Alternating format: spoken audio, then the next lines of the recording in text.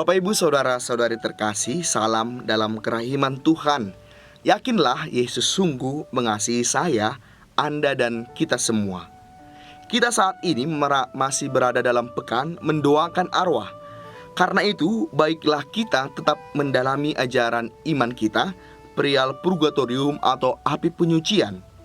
Dalam video sebelumnya, saya melihat respon yang luar biasa perihal topik api penyucian. Sebagai catatan, menurut beberapa ahli, kata yang lebih tepat sebenarnya adalah purgatorium, bukan api penyucian. Dalam bahasa Latin dipakai istilah purgatorium, bukan api penyucian. Mengapa bukan api penyucian? Karena dalam kata purgatorium inilah terkandung apa yang disebut sebagai pemurnian. Karena yang dialami jiwa sesudah meninggal adalah pemurnian, penyucian. Sedangkan dengan memakai kata istilah api penyucian, ada kesan menonjolkan satu segi saja, yaitu api. Seolah-olah api menjadi sesuatu yang mutlak, padahal bukan demikian. Konsep api bisa membuat kita menjadi terkesan takut dan seram, seolah-olah ada api yang bisa kita mengerti dalam api di dunia ini. Sehingga terkesan pula lebih menekankan penghukuman Allah ketimbang kerahiman Allah, pengampunan Allah. Padahal inti purgatorium adalah kerahiman Allah, bahwa Allah masih memberikan kita kesempatan untuk disucikan sesudah kita meninggal. Allah tidak ingin kita begitu saja terlepas dari cintanya. Maka sesudah meninggal pun Dia masih memberikan kita kesempatan untuk menyucikan kita.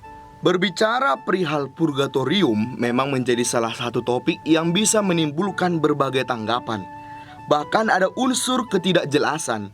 Rasanya hal ini sangat wajar, karena memang berbicara tentang purgatorium adalah berbicara tentang sesuatu yang belum pernah kita alami, karena kita belum pernah meninggal dunia.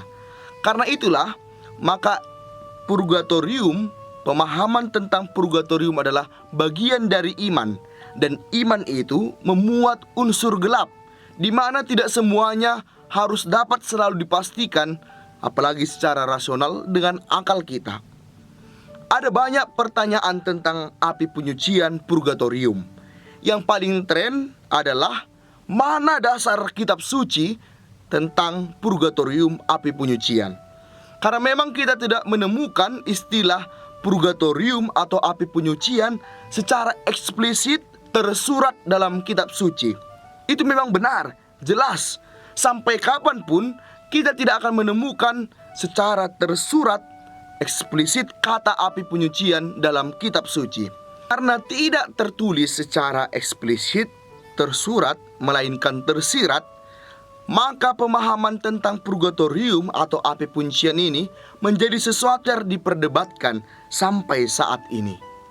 Tapi yang perlu disadari adalah bahwa dalam gereja Katolik bukan berarti yang tidak eksplisit, yang tidak tersurat langsung dalam kitab suci adalah salah.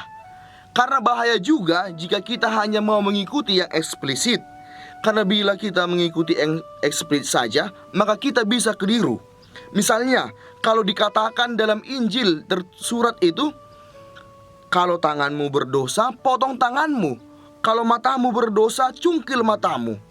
Kita tahu bahwa makna sebenarnya bukan yang eksplisit, yang tersurat, yang diminta Yesus dari kita. Pesannya adalah yang tersirat.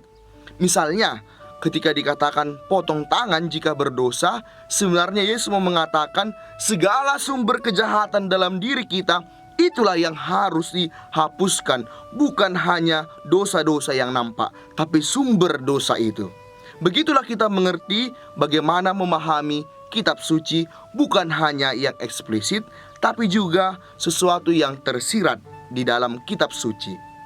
Selain itu, dalam melihat dasar kitab suci perihal purgatorium, harus disadari bahwa metode yang dipakai adalah metode yang berbeda dari metode penafsiran kitab suci modern yang cenderung menekankan pendekatan historis, kritik historis. Dengan metode kritik historis, memang akan ditemukan bahwa penulis kitab suci itu tidak berbicara perihal purgatorium, karena saat itu pemahaman purgatorium belum diungkapkan. Karena itu, untuk mengerti teks sebagai dasar kitab suci perihal purgatorium adalah metode penafsiran yang digunakan oleh Bapa Gereja, yaitu tipologi.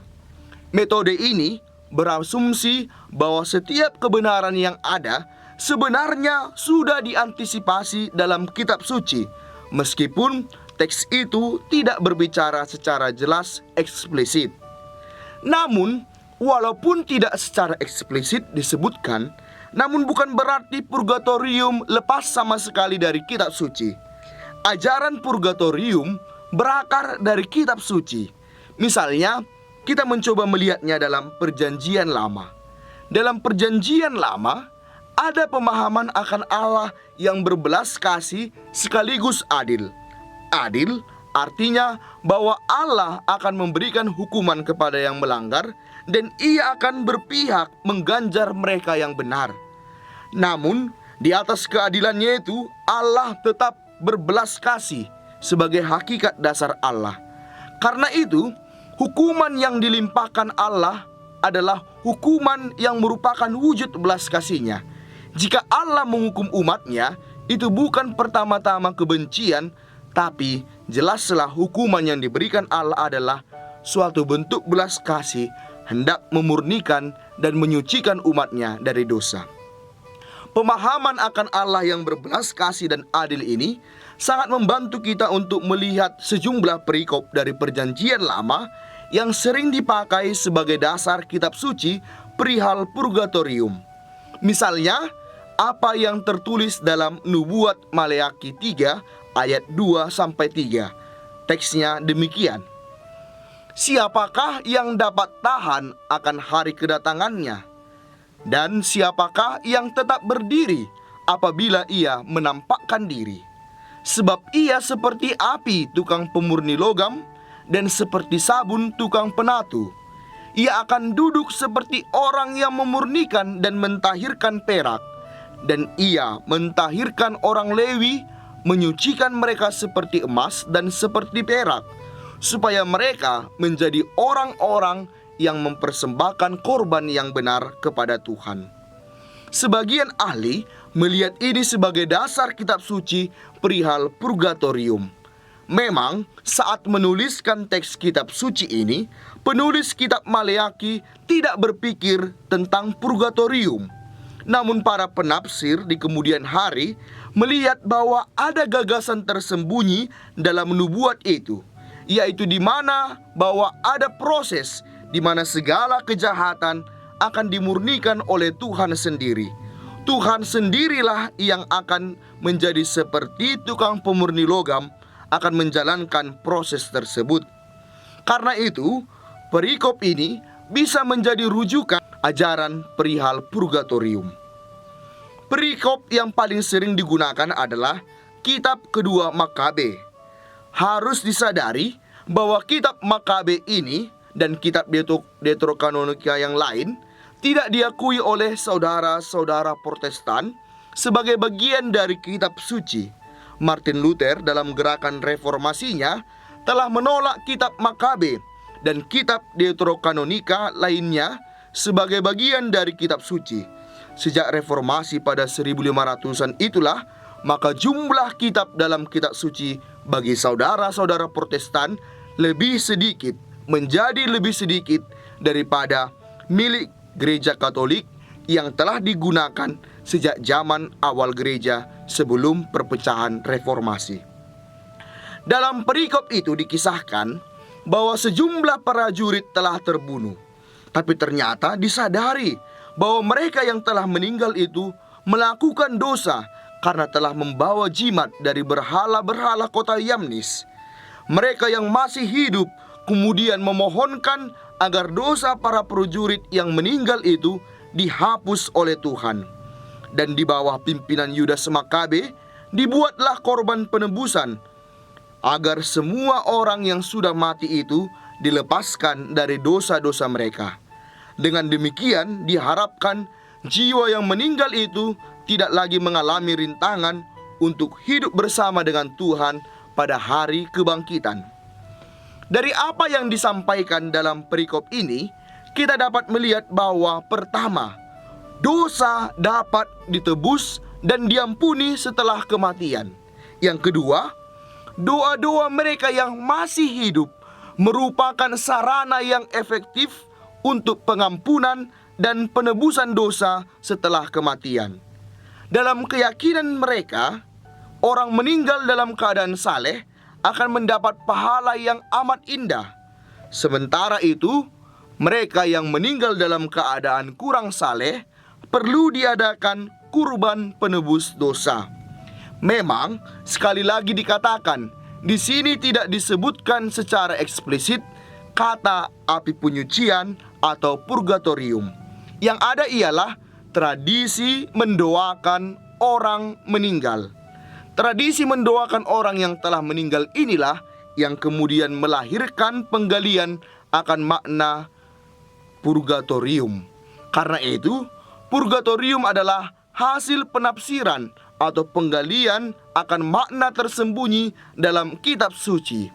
Dan dalam gereja Katolik, ini tidak lebih rendah daripada ajaran yang secara eksplisit ada dalam kitab suci. Karena dalam gereja Katolik ada dua tiang, yaitu tiang berdasarkan kitab suci dan juga tradisi. Dalam kitab suci Perjanjian Baru pun, pemahaman akan purgatorium juga merupakan sesuatu yang tersembunyi. Misalnya dalam Injil Matius bab 12 ayat 31-32 begini bunyinya. Sebab itu aku berkata kepadamu, segala dosa dan hujat manusia akan diampuni, tetapi hujat terhadap Roh Kudus tidak akan diampuni. Apabila seorang mengucapkan sesuatu menentang anak manusia, ia akan diampuni. Tetapi jika ia menentang Roh Kudus, ia tidak akan diampuni. Di dunia ini tidak, dan di dunia yang akan datang pun tidak. Jika melihat konteks teks kitab suci ini pun, kita tidak akan menemukan pemahaman eksplisit akan api penyucian. Namun bukan berarti pemahaman itu tidak ada, melainkan tersembunyi.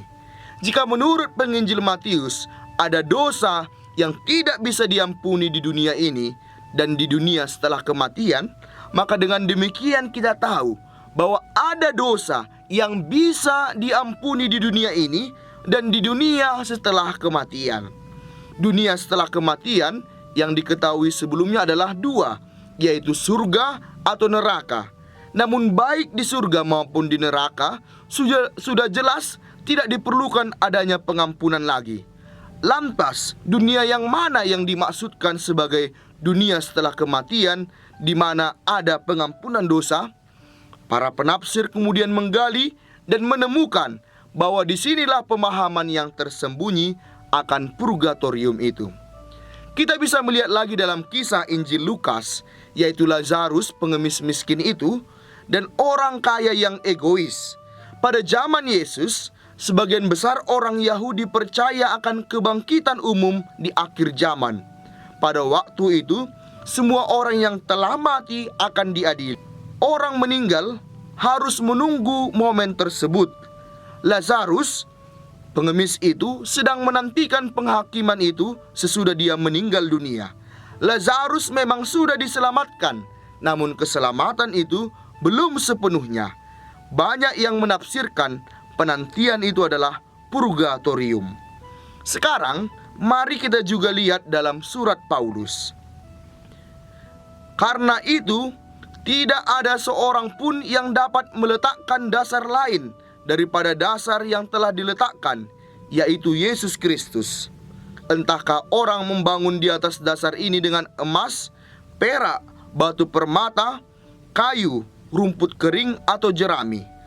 Sekali kelak pekerjaan masing-masing orang akan nampak, karena hari Tuhan akan menyatakannya, sebab ia akan nampak dengan api, dan bagaimana pekerjaan masing-masing orang akan diuji oleh api itu. Jika pekerjaan yang dibangun seseorang tahan uji, ia akan mendapat upah. Jika pekerjaannya terbakar, ia akan menderita kerugian, tetapi ia sendiri akan diselamatkan, tetapi seperti dari dalam api.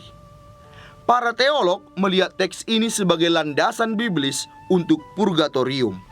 Bahkan, ini dilihat sebagai perikop wajib mendukung ajaran api penyucian setelah kitab 2 Makabe. Sebab perikop ini menyinggung ujian dari Allah yang menentukan nasib seseorang dan tentang pemurnian dengan api. Nasib orang di dunia yang akan datang tergantung pada kualitasnya sebagai manusia yang tampak dalam perbuatannya di dunia.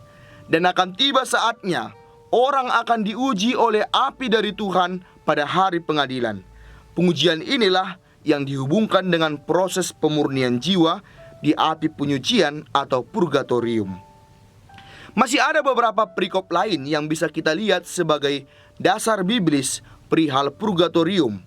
Misalnya dalam 2 Timotius 1 ayat 16-18, di mana dikatakan bahwa Paulus mendoakan Onesiforus, sahabatnya, agar jiwa sahabatnya yang telah meninggal itu mendapat pengampunan setelah pencobaannya di dunia dan sebelum pengadilan terakhir. Tampak di sini keyakinan bahwa jiwa orang meninggal masih bisa berharap untuk memperoleh pengampunan yang kita mengerti saat ini sebagai purgatorium. Lihatlah para saudara terkasih, jika metode penafsiran yang dipakai adalah metode penafsiran modern, yaitu kritik historis, memang secara langsung akan dapat disimpulkan bahwa kitab suci tidak mengajarkan perihal purgatorium. Alasannya karena para penulis itu memang tidak pernah berpikir tentang api penyucian, dan perikop itu tidak ada secara eksplisit menyebutkan purgatorium. Namun, metode penafsiran itu bukan satu-satunya metode penafsiran kitab suci untuk memahami kitab suci sebagai sabda Allah. Para penginjil dan Rasul Paulus pun tidak menggunakan penafsiran modern ini ketika menafsirkan perjanjian lama dalam tulisan-tulisan mereka. Tetapi mereka telah terbukti telah menuntun umat pada kebenaran iman. Dan salah satunya telah menunjukkan kepada kita untuk menggali ajaran purgatorium yang tersembunyi. Kitab suci sungguh sudah memberi materi bangunan. Kita seperti membangun bangunan dan materinya sudah disediakan kitab suci. Namun, forma bangunan itu dikaitkan dengan tugas gereja untuk menafsirkan kitab suci pada zaman kini. Kitab suci telah memberi benih ajaran yang oleh gereja kemudian dirawat sehingga bertumbuh. Benih itu salah satunya adalah perihal purgatorium yang telah ditemukan dengan menggunakan kecermatan dan kejelian dalam memandang melihat kitab suci. Maleaki telah menunjukkan adanya penyucian dari segala kejahatan. Kitab 2 Makabe telah menyiratkan adanya proses pengampunan setelah kematian. Paulus menunjukkan adanya proses pemurnian dalam api, dan kisah Lazarus pengemis itu menunjukkan adanya tempat penantian yang menyucikan jiwa sebelum ke surga. Lantas, apakah kebenaran ini yang tidak secara eksplisit dalam kitab suci dapat dipertanggungjawabkan sebagai kebenaran iman? Dalam gereja Katolik, hal ini tentu diakui sebagai kebenaran iman, karena bagi gereja Katolik, sumber iman adalah sabda Allah yang bukan hanya dalam kitab suci, tapi juga dalam tradisi. Tradisi menjadi penafsiran yang benar atas kitab suci.